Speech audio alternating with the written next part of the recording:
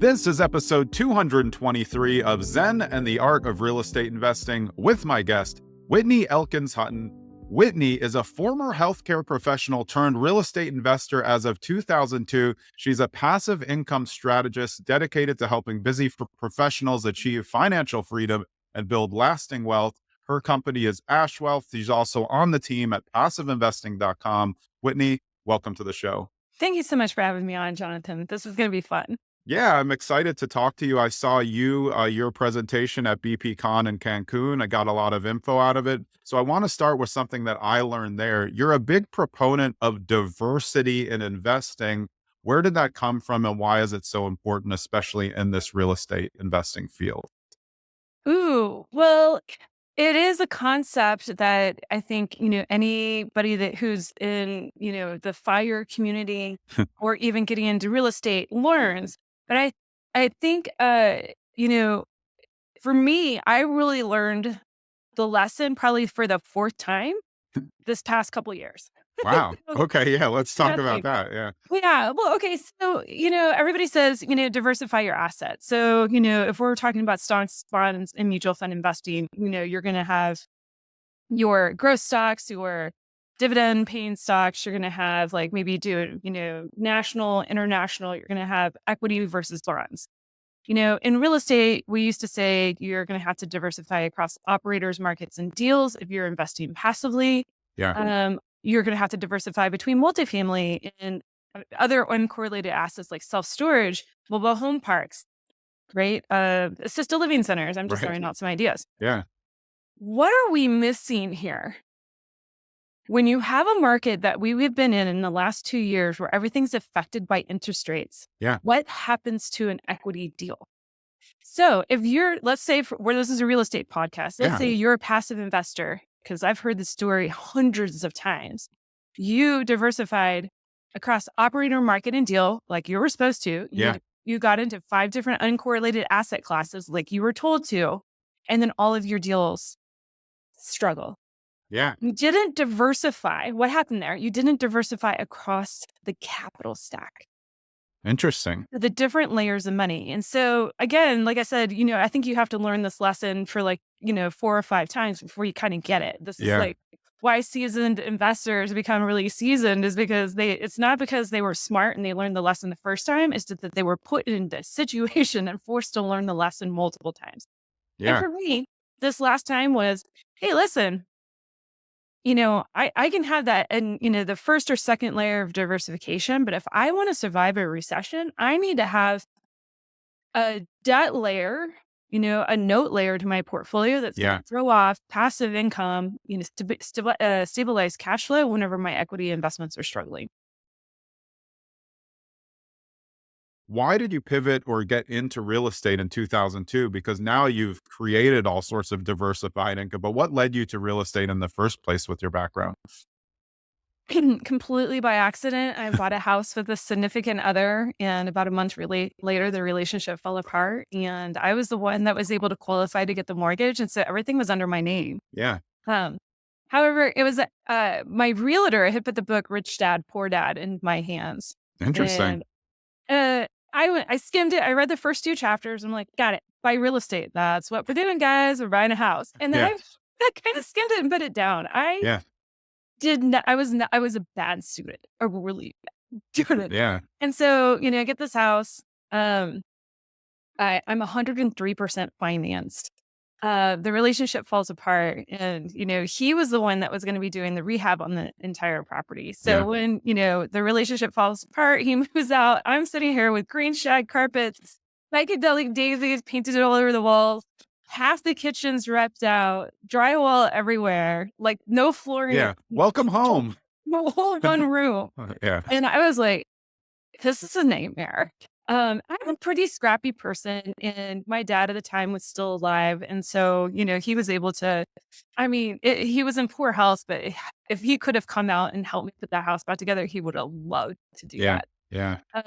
But anyways, just stuffed it full of roommates who didn't mind living in a construction zone. I actually brought in one roommate that was a friend of mine that I gave him a half price, half 50% break on the rent because I was like, can you paint and do flooring? Yeah.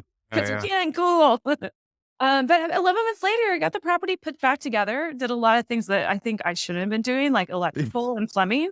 Yeah. Um, I had the Home Depot 123 book. I don't know. They still sell I it. have it. It's like in under something now, but I remember getting that like 20 years ago as well. Oh gosh. I mean, I said we still look at it. Yeah. Now you have YouTube. I mean, Yeah. you know, I tried to tell my daughter these stories and she was like, "Why didn't you just look up the video on YouTube?" And I'm I'm like, like, we didn't even have the internet. That's me when I was a kid. They're like, how did you know how to do stuff? I'm like, I don't know. My dad told me. There was no internet. I didn't know what I was doing. "You looked it up.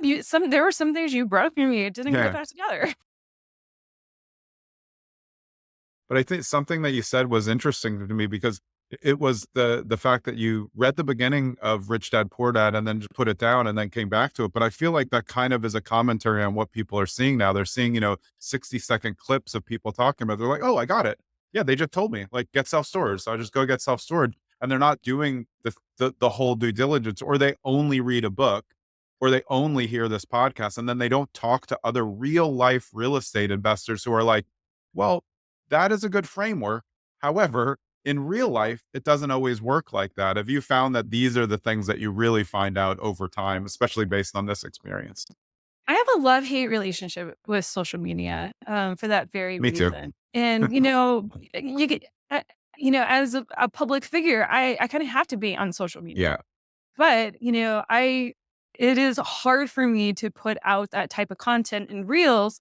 And then, because I know somebody is going to go take action based on Yeah. that like little 90-second worth of information. Yeah. And, I'm constantly saying it all depends. And I get pushback all the time. They were like, why can't you speak clearly and directly? And I'm like, because it really depends. It depends on your own 90 seconds.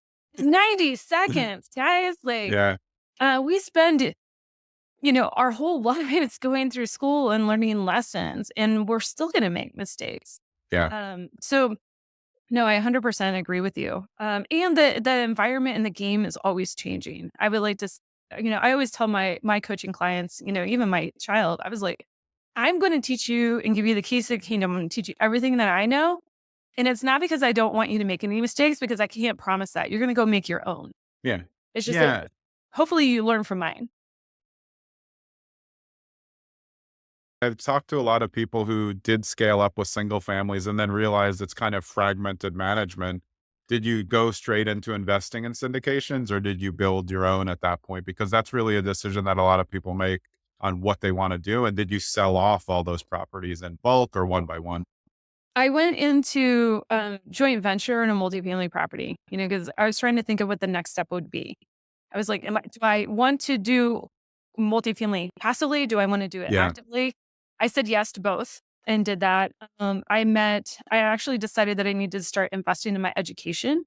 And so I started going to conferences, and I actually met my two partners, with the previous private equity firm that I helped scale Yeah. at a conference, both females, shortest bathroom line possible. Like there was 10 of us, 10 women, Yeah. the Right. whole conference. Yeah. And so it was great. We were able to scale pretty quickly in the private equity space. And so I raised on 29 deals, GP 10 multifamily deals. I don't know if you get this about me. Once I kind of get an idea in my head, I go. Yeah. And then I kind of figure out, I build the parachute, on the way Yeah. down. Till you reach the ceiling again. And then the ceiling got to change. Yeah, I got to figure out how to move it. So I still have I have 30-ish, 40-ish, 38, 40 single family rentals. And the reason why I bounce back and forth, because we actually bought one in 2020 after we sold off most of the portfolio, because we bought our retirement home Okay. that has 2 units on it. So Yeah. the number, everybody's like, can you count? I'm like, yeah, I can. Yeah. But it depends what year we're talking about. Yeah. And remember, I've calculated my return on my time. I'm making moves to, solve that problem. I recalculated my return on my equity, and I'm like, I need to play some Monopoly here. And so I started with selling off the Indianapolis properties. I only had 4 Indianapolis properties, and I was like, let me eliminate this. It was actually my property manager sold to another group. And so great property management became horrible property management. I'm like, Yeah. right now is the time in the market. Let me cash these out. Yes, this was 2020, like 2019, 2020. The market still had a ways to go. Yeah. Yeah. Yeah. But I didn't know that. Um, so I cashed those out, redeploy the equity into some other projects. And then over the next few years, I sell off the Kansas City rentals in small packages or to the tenants. Yeah. Um, because that was, some of these were C-class properties, and that was like a great opportunity. I actually really loved working with the tenants to get them into a home. I wanted Yeah. to figure out how to do that for them if it worked. Now, I didn't sell or carry anything. We would do creative financing for down payments and stuff like that, but Right. Right. I was exited fully out of those projects. And then I started taking in, this is about 2019. So I start getting some of this equity back, and I'm like, ooh, I need to build a debt layer to my portfolio.